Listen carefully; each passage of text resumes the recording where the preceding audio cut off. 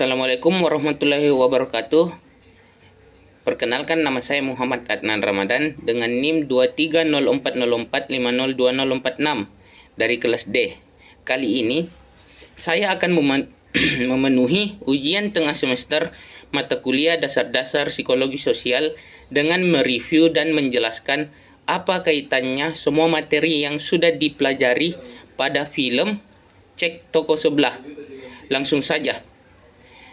Sinopsis dari film Cek Toko Sebelah adalah film komedi drama yang disutradarai oleh Ernest Prakasa yang juga berperan sebagai tokoh utama, Erwin.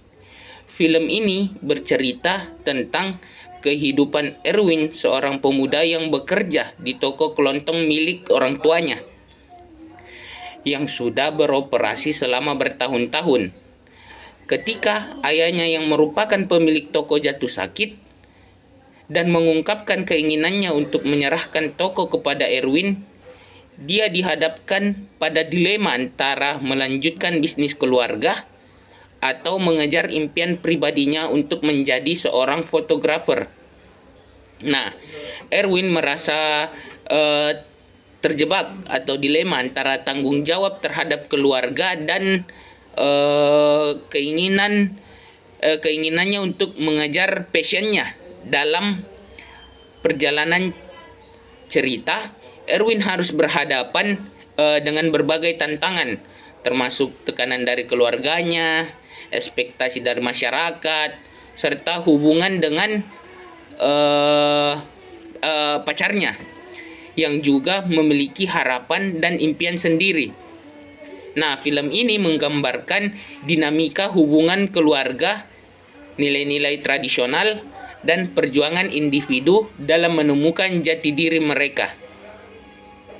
Nah, adapun unsur-unsur materi semua yang sudah kita pelajari selama perkuliahan dalam film Cek Toko Sebelah itu, yang pertama interaksi sosial.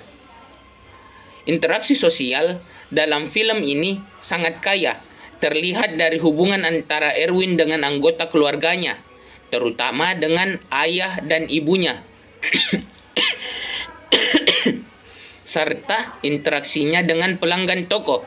Setiap interaksi mencerminkan norma dan nilai-nilai yang berlaku dalam masyarakat.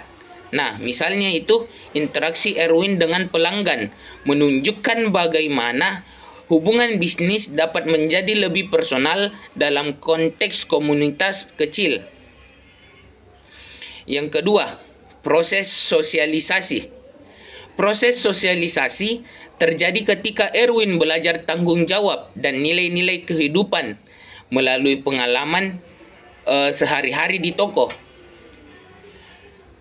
Dia terpapar pada berbagai karakter pelanggan yang memiliki latar belakang yang berbeda, yang memberikan pelajaran tentang empati dan pentingnya memahami orang lain. Melalui interaksinya dengan orang tua dan teman-teman, Erwin juga belajar tentang harapan dan ekspektasi keluarga. Yang ketiga, perubahan sikap. Seiring berjalannya cerita, Erwin mengalami perubahan sikap yang signifikan. Awalnya dia merasa tertekan oleh tanggung jawab yang diberikan kepada orang tuanya untuk mengelola toko. Namun seiring berjalannya waktu dan setelah mengalami berbagai peristiwa atau dinamika, termasuk melihat dedikasi orang tuanya, dia mulai menghargai usaha mereka dan menyadari pentingnya melanjutkan warisan keluarga. Perubahan sikap ini mencerminkan pertumbuhan karakter dan pemahaman baru tentang arti tanggung jawab. Nah, yang keempat, kepatuhan dan konformitas. Kepatuhan terhadap norma-norma sosial sangat terlihat dalam film ini. Erwin menghadapi tekanan untuk memenuhi ekspektasi orang tua dan masyarakat mengenai kesuksesan karirnya. Dia harus dia merasa harus mengikuti jejak orang tuanya dengan menjalankan toko meskipun hatinya ingin mengejar karirnya sebagai fotografer profesional. Konformitas ini menciptakan konflik internal bagi Erwin saat dia berusaha menyeimbangkan antara keinginan pribadi dan tuntutan sosial, yaitu tuntutan sosial. Yang kelima, pengaruh minoritas. Karakter-karakter minoritas dalam film ini memberikan perspektif baru bagi Erwin.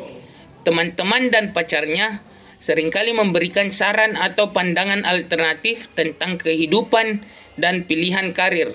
Misalnya, pacarnya mendorong Erwin untuk mengejar impiannya sebagai fotografer, meskipun itu bertentangan dengan harapan orang tuanya.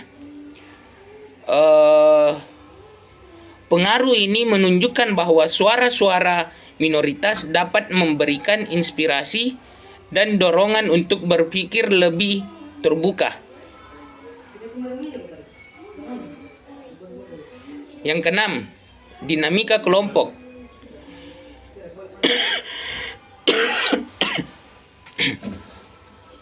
Dinamika kelompok terlihat jelas dalam interaksi antara Erwin dengan teman-teman serta keluarganya.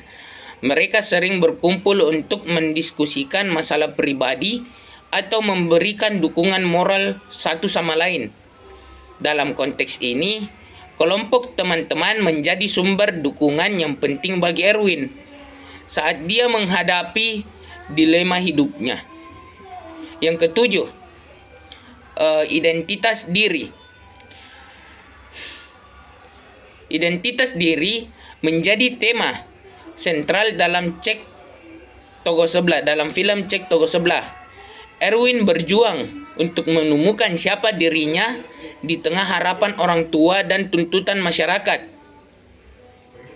Dia harus menavigasi antara identitas sebagai anak yang bertanggung jawab terhadap keluarga dan identitas sebagai individu yang ingin mengejar passionnya sendiri.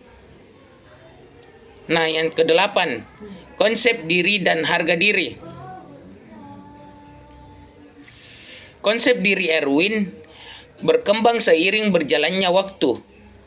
Dengan perjalanan cerita, dia belajar untuk menghargai diri sendiri melalui pengalaman menjalankan toko dan mendukung keluarganya.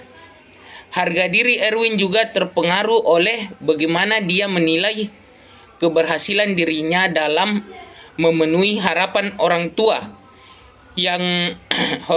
versus mengejar impian pribadi.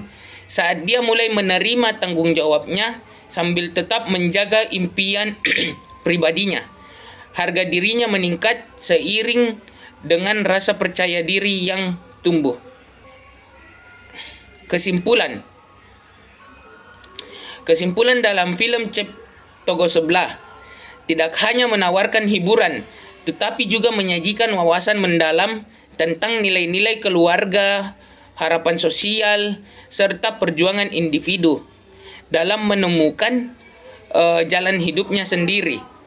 Dengan menggambarkan dinamika hubungan antara keluarga, karakter, serta tantangan yang dihadapi oleh protagonisnya, film ini berhasil menyampaikan pesan bahwa penting untuk menghargai warisan keluarga sambil tetap berusaha mencapai impian pribadi. Melalui perjalanan Erwin, penonton diajak untuk merenungkan arti dari tanggung jawab, cinta keluarga, dan pencarian identitas diri dalam konteks kehidupan modern Indonesia. Mungkin itu saja yang bisa saya sampaikan. Terima kasih. Assalamualaikum warahmatullahi wabarakatuh.